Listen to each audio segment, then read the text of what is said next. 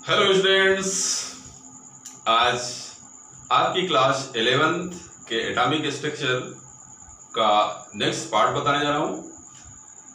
पिछले पार्ट में आपने बोर के परमाणु मॉडल के बारे में काफी कुछ जान भी लिया है।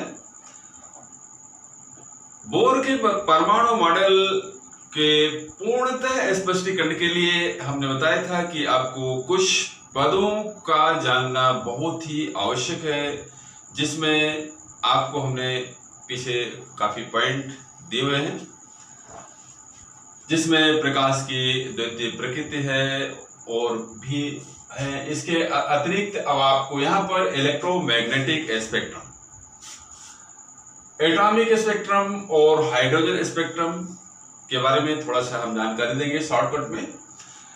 यहां पर सबसे पहले हम लेते हैं इलेक्ट्रोमैग्नेटिक स्पेक्ट्रम।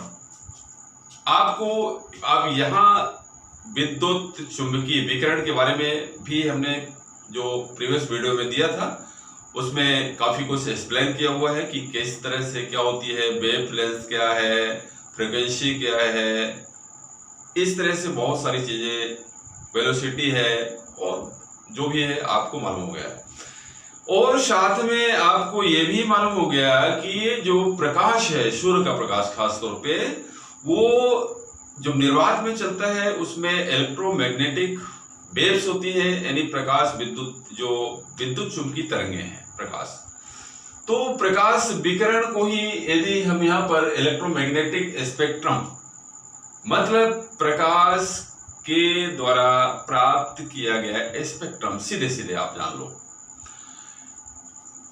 अब यहां पर जब किसी प्रकाश किरण को, श्वेत प्रकाश, क्योंकि उसकी बहुत सारी फ्रीक्वेंसी अलग अलग है, अलग अलग आवृत्ति क्षेत्र है, स्पेक्ट्रम क्षेत्र है, चाहे वो परावैंगनी क्षेत्र हो, चाहे वो रेडियो क्षेत्र हो, चाहे वो मतलब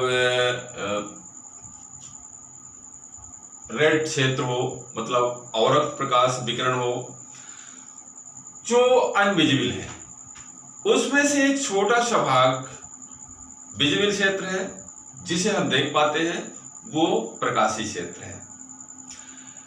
यदि प्रकाश की किरण को किसी प्रिज्म में से होकर गुजारा जाए, ये प्रकाश किरण है ना, प्रकाश किरण को किसी भी प्रिज्म में से या स्पेक्ट्रोस्कोप में से होकर गुजारा जाए, तो ये जो विजिबल प्रकाश है, जो 7 रंगों से मिलकर बना हुआ है, वो सभी रंग जब बाहर निकलती है किरण, तो वो अपने अवयवी रंगों में, मतलब ये प्रकाश की श्वेत किरण अपने अवयवी रंगों में विभाजित हो जाती है, डिवाइड हो जाती है। और यदि इसके सामने कोई भी पर्दा लगा दिया जाए, तो यहां पर अलग अलग रंगों की पट्टिकाएं प्राप्त होती हैं। इसे कहते हैं स्पेक्ट्रम। और चूंकि प्रकाश किरण इलेक्ट्रोमैग्नेटिक रेडिएशन है, विकिरण है, इसलिए इसे हम इलेक्ट्रोमैग्नेटिक स्पेक्ट्रम कहेंगे। तो इस तरह से अब यहां पर एक चीज और भी ध्यान में देना है आपको। ये तो बाकी तो आपको मालूम है कि इसमें जो प्रकाश के स्पेक्ट्रम प्राप्त होता है, वो उसमें बीवी ग्योर आपको याद है, तो उसको अब यहां बताने की जरूरत नहीं है। एक क्रम से प्राप्त होता है, नीचे से ऊपर की ओर क्रमशः, क्योंकि इनकी सभी की तरंग दैर्घ्य अलग अलग होती है। अब यहां पर जो महत्वपूर्ण चीज है आपको जानना है, वो क्या है। स्पेक्ट्रम मोस्टली दो होते हैं, 2 प्रकार के होते हैं। एक होता है कंटिन्यूअस, यानी सतत, और एक डिसकंटिन्यूअस, असतत।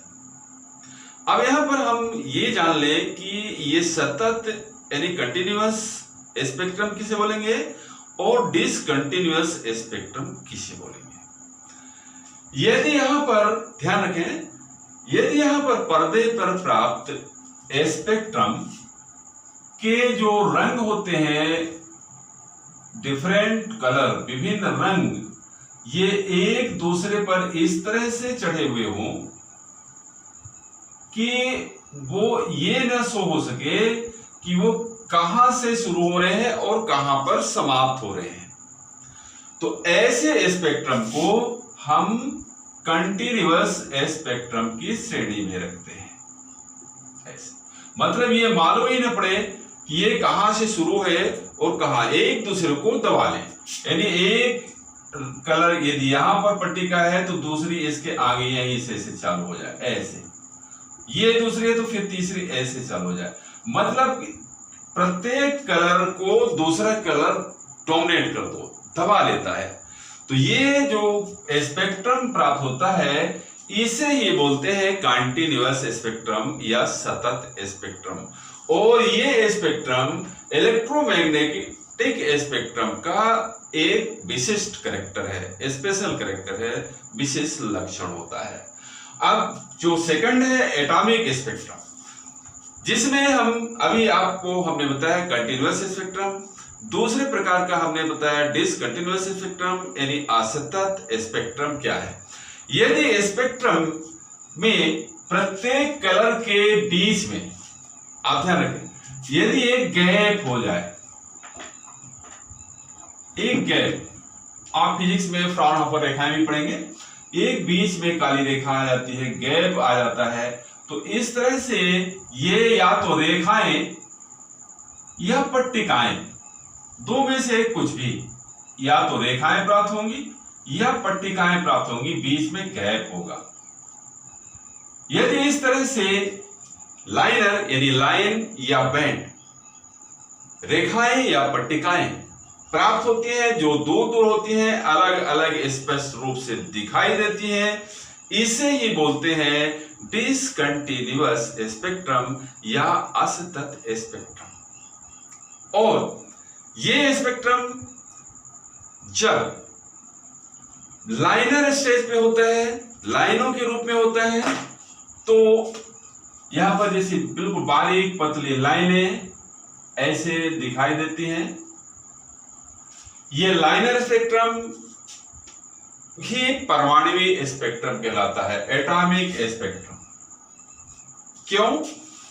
क्योंकि जब किसी भी पदार्थ को थर्मल रेडियंस यानी ताप दीप्त अवस्था तक गर्म किया जाता है। ताप दीप्त अवस्था आप समझ लो, ताप दीप्त अवस्था क्या है? किसी भी पदार्थ को इतना गर्म किया जाए, ताप दिया जाए, ताप दीप्त इतना अधिक गर्म किया जाए कि उससे प्रकाश उत्सर्जित होने लगे, वो प्रकाशमान हो जाए।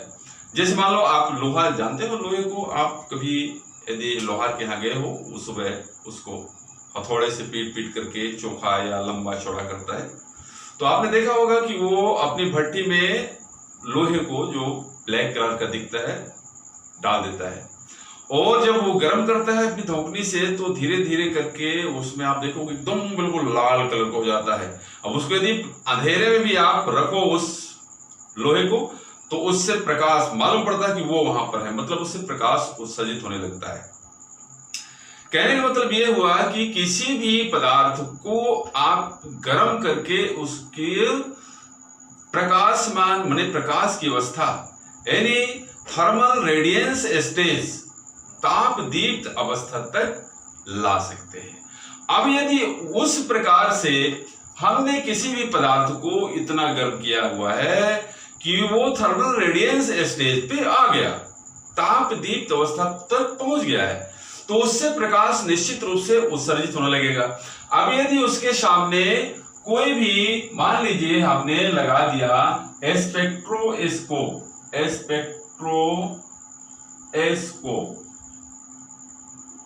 यदि स्पेक्ट्रोस्कोप से उस प्रकाश को हम गुजरने दें तो उसमें आगे रेखाएं प्राप्त होती हैं, या तो रेखाएं प्राप्त होंगी या बैंड प्राप्त होंगे। यदि रेखाएं प्राप्त होती हैं तो उसे हम रेखीय स्पेक्ट्रम कहते हैं, या उसे हम एटॉमिक स्पेक्ट्रम, परमाणुवीय स्पेक्ट्रम भी कहते हैं, क्योंकि ये परमाणुओं का गुण है।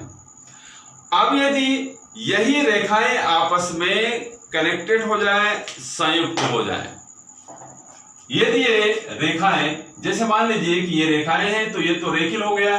अब यदि यहां पर ये रेखाएं आपस में ग्रुप में जुड़ जाएं, ऐसे ये रेखाएं जुड़ गई तो ये बैंड मतलब पट्टिकाएं, ये रेखाएं आपस में जुड़ गई मतलब ये पट्टिका बन गई। ये रेखाएं यदि आपस में, कई रेखाएं आपस में जुड़ गई तो ये पट्टिकाएं दिखने लगेंगी, पट्टी का रूप ले लेगा। इसे ही बैंड स्पेक्ट्रम कहते हैं। और चूंकि कोई भी पदार्थ या तो तत्व के रूप में होगा या यौगिक के रूप में होगा।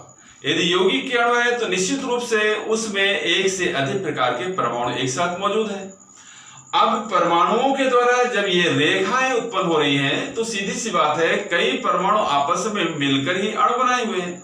तो जब ये प्रत्येक परमाणु एक रेखा एक ही जगह से निकालेगा तो आप यौगिक के अणु में बहुत सारे परमाणु हैं, उन परमाणुओं द्वारा निकली हुई रेखाएं ही आपस में संयुक्त हो जाएंगी और वो बैंड के रूप में आपको दिखाई देंगी। मतलब ये बैंड स्पेक्ट्रम या पट्टी के रूप में निकलने वाला पट्टिका स्पेक्ट्रम आप उसको बोलो। तो यहाँ पर ये पट्टिकाएं निकल रही हैं, बैंड निकल रहा है, बैंड स्पेक्ट्रम है। मतलब इसको हम मॉलिक्यूलर स्पेक्ट्रम यानी आणविक स्पेक्ट्रम भी कह सकते हैं। तो इस तरह से रेखीय स्पेक्ट्रम मतलब एटॉमिक स्पेक्ट्रम और बैंड स्पेक्ट्रम मतलब मॉलिक्यूलर स्पेक्ट्रम। इस तरह से यहां पर आपको एटॉमिक स्पेक्ट्रम के बारे में स्पष्ट हो गया। अब इसी के आगे आता है हाइड्रोजन स्पेक्ट्रम। अब देखिए यहां पर थर्ड में आता है hydrogen spectrum. Mostly hydrogen spectrum के बारे में कभी कभी एक अलग क्वेश्चन भी आता है, इसलिए इसको थोड़ा सा ज्यादा डिटेल से आपको जानना जरूरी है। हाइड्रोजन स्पेक्ट्रम, पहली बात आपको जानना है कि हाइड्रोजन स्पेक्ट्रम एक एटॉमिक स्पेक्ट्रम मींस परमाणुवीय स्पेक्ट्रम का एक बहुत अच्छा उदाहरण है। हाइड्रोजन को आपको मालूम है कि हाइड्रोजन में यहां पर मात्र एक प्रोटॉन और एक ही इलेक्ट्रॉन, सिर्फ एक इलेक्ट्रॉन एक कक्षक, ये हाइड्रोजन में है। मतलब परमाणु का सबसे सरलतम रूप। अब यहां पर यद्यपि हाइड्रोजन में केवल एक ही कक्षक है और एक इलेक्ट्रॉन उस कक्षक में कंटिन्यूड गति कर रहा होता है, लेकिन किसी भी परमाणु में आपको एक चीज ध्यान में रखना है, बोर के परमाणु मॉडल के अनुसार और कुछ एक्सपर्ट कभी कभी इसमें केवल ये बता देते हैं कि किसी भी परमाणु में केवल 4 ही कक्षाएं होती हैं, K, L, M, N, यानी N = 1, N = 2, N = 3 और N = 4। इसके अलावा हो ही नहीं सकती, हमने कई बार सुना भी। लेकिन आपको ये ध्यान रखना है कि अब तक ज्ञात तत्वों में से जितने भी तत्व ज्ञात हो चुके हैं, मैक्सिमम कक्षाओं की संख्या 8 हो सकती है। 8 है। कितने? Total of cell 8, number of cells 8 होती हैं। ये अपने को हमेशा ध्यान में रखना है। कितने हो सकती हैं? किसी भी परमाणु में मैक्सिमम 8 कक्षाएं हो सकती हैं, और वो चाहे कोई भी परमाणु हो, चाहे वो हाइड्रोजन का हो या अन्य किसी भी एलिमेंट्स का हो। ये कक्षाएं मतलब एसिटरी एनर्जी लेवल कंटिन्यूअस बने ही बने रहते हैं, रोड तो है नहीं, केवल एक एनर्जी लेवल है उसके ऊपर चारों तरफ से चलती है बस। तो वो कक्षाएं 8 स्तर में 8 लेयर में एनर्जी लेवल जो एस्टेटरी एनर्जी लेवल कहलाते हैं वो 8 लेयर में कंटिन्यूअस हर एटम में मौजूद रहता है, ये आपको कभी नहीं भूलना है। अब इनमें से हम नेक्स्ट में आगे बताएंगे भी, उसके बारे में ज्यादा डिटेल करेंगे। अभी फ्री हाल आपको हम ये बता दे रहे हैं कि इनमें से 4 जो 4 सेल होती हैं न्यूक्लियस से, यानी ये न्यूक्लियस हो गया, न्यूक्लियस से क्रमशः निकटस्थ 1 2 3 और 4 1 n equal to 1 n equal to 2 n equal to 3 n equal to 4, मतलब इनको K L M N, अभी बोर का परमाणु मॉडल जब स्पेशली आगे आप पढ़ेंगे तो वहां भी अभी वही पढ़ रहे हैं, कंटिन्यूस चल रहा है। तो यहां पर K L M N ये है मुख्य कक्षाएं 4 होती हैं। ये बात सही है कि मेन सेल 4 हैं और 4 सप्लीमेंट्री सेल्स हैं, कुल मिला के 8। 4 हो गई मेन सेल यानी K L M और N, O P Q R ये सप्लीमेंट्री सेल है, ध्यान रखना है। अब इसमें फिर हम स्पेशली आपको आगे बताएंगे कि मेन क्यों, क्या है, इनके क्या कैरेक्टर्स हैं, क्या प्रॉपर्टीज है, और सप्लीमेंट्री क्यों, क्या कैसे, वो बाद में आपको मालूम पड़ेगा। फिलहाल आपको यहाँ पर हम हाइड्रोजन स्पेक्ट्रम के बारे में बता रहे हैं। तो टोटल ऑफ सेल्स कितनी हो सकती है? 8 होती है। अब यहाँ पर आप ध्यान दें,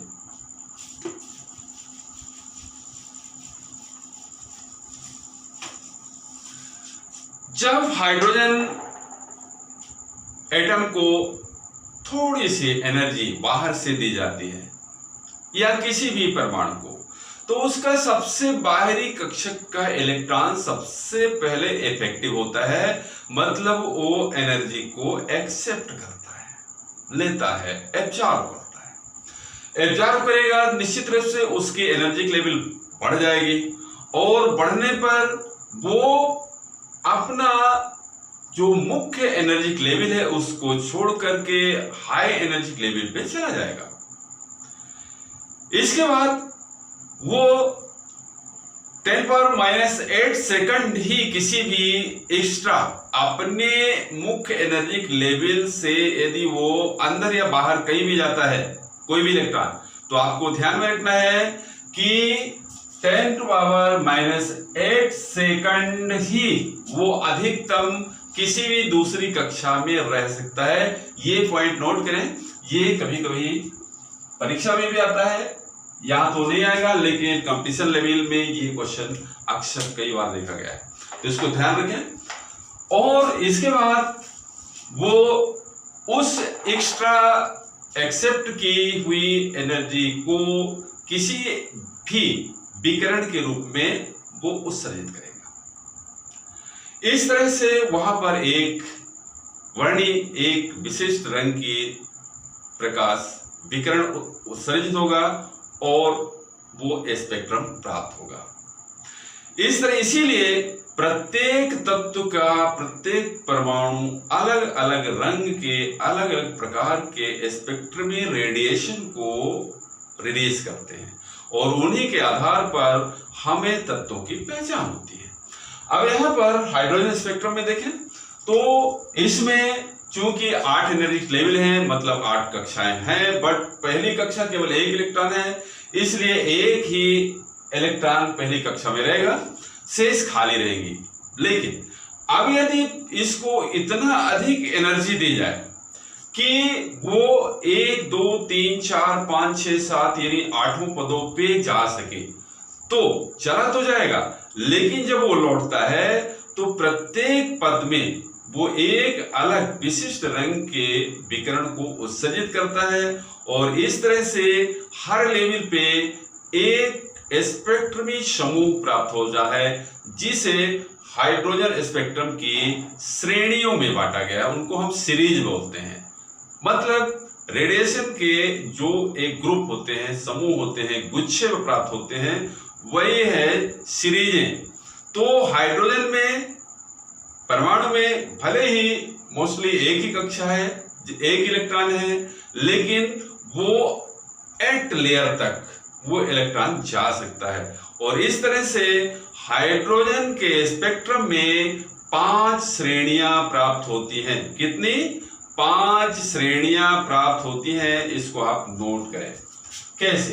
अब यहां पर आपको हम लेवल के रूप में शो करेंगे। अब यहां पर देखिए, ये हमने एनर्जी लेवल बनाया हुआ है। आप गुलाबी भी बना सकते हैं, इसको शो कर सकते हैं। ये मान लीजिए एन स्कूल फर्स्ट, ये फर्स्ट है, के है, मतलब यहां पर ये K, L, M, N, O, P, Q, R, ऐसा भी कर सकते हैं। यानी इसको एन इक्वल टू 1 पहली कक्षा है नाभिक के बाद की, N equal to second, N equal to 3, इस तरह से 8 कक्षाएं आपको मालूम हो गई। अब इलेक्ट्रॉन मान लीजिए पहली कक्षा में है, यहां से ये दूसरी कक्षा में जंप लगा के गया और अब ये जंप लगाने के बाद यहां से इलेक्ट्रॉन n इक्वल टू 1 से n इक्वल टू 2 में पहुंच गया एक्स्ट्रा एनर्जी लेकर के। तो जब यहां पर ये फिर से वही कितना 10⁻⁸ सेकंड के पश्चात फिर अपनी मूल अवस्था में, हर बार अपनी मूल अवस्था में आएगा। तो यहां पर एक रेखा, इसके बाद यदि यहां पर वो पहुंच गया है तो यहां से भी वो अपनी मूल अवस्था में आएगा। इस तरह से क्रमशः यहां पर एक रेडिएशन का ग्रुप प्राप्त हो जाएगा और इस तरह से ये टोटल ऑफ 8 सेल्स में ट्रांजिट करेगा, संक्रमण करेगा। और ये जो सीरीज प्राप्त होती है, ये है पहली श्रेणी, लाइमन श्रेणी। कौन सी श्रेणी है? लाइमन, पहली श्रेणी। इसी तरह से अब यहां पर सेकंड से यदि है तो दूसरी श्रेणी यहां पर 2, 3, 4, 5, 6, ये बॉमर श्रेणी है। ये बॉमर श्रेणी। इसके बाद थर्ड में आप देख लें 1, 2, 3, 4 और ये 5, ये पैशन श्रेणी है। इसके बाद यहां पर चौथी श्रेणी 1, 2, 3, 4, ये ब्रैकेट श्रेणी है। और पांचवी श्रेणी 1, 2, 3, ये फुंड श्रेणी, या इसको पी फुंड भी बोल सकते हैं, but P is silent.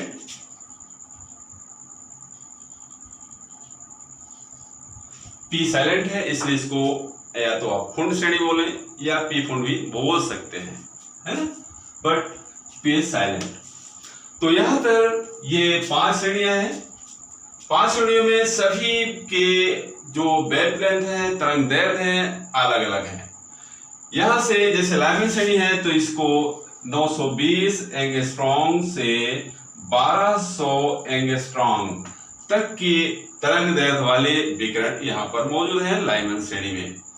Baumer श्रेणी में आपको मालूम है कि यहां पर 4000 एंगस्ट्रॉम से 6500 एंगस्ट्रॉम तक के रेंज वाली जो वेवलेंथ है उनके ये विकिरण रेडिएशन यहाँ पर मौजूद है। इसी तरह से पैशन में भी है, तो यहाँ पर 9500 से 18000 तक के हैं। एंगस्ट्रॉम से 18,000 एंगस्ट्रॉम तक, और यहाँ पर 17,450 से लेकर 40,000 तक, यहाँ पर ये 37,850 से, या आप 40,000 से ही आगे बोल सकते हैं, 40,000 से 75,000, 40,000 एंगस्ट्रॉम टू 75,000, 75,000 एंगस्ट्रॉम तक, यानी इनकी तरंगदैर्घ्य सबसे अधिक होती है। इस तरह से ये हाइड्रोजन स्पेक्ट्रम को आप आसानी से बता सकते हैं और बना भी सकते हैं। यहाँ पर हाइड्रोजन स्पेक्ट्रम में पूछा जाता है इसकी कुल कितनी श्रेणियां हैं और उनके नाम लिखिए। कभी कभी उनके वेवलेंथ के बारे में पूछ देता है, जैसे यहाँ पर ब्रैकेट श्रेणी, तो यहाँ पर 37,850, कभी कभी 750 भी है, इसको आप सीधे 40,000 भी लिख सकते हैं, से 19,500 से, सॉरी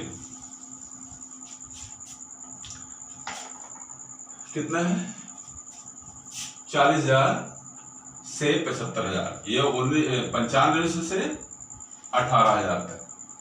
अब 19,450 से 40,500 एंगस्ट्रॉम, इसको आप 18,000 से 40,000 भी लिख सकते हैं। इसको आप 18,000 एंगस्ट्रॉम से 40,000 केवल एंगस्ट्रॉम तक भी लिख सकते हैं। इस तरह से ये आपको हाइड्रोजन स्पेक्ट्रम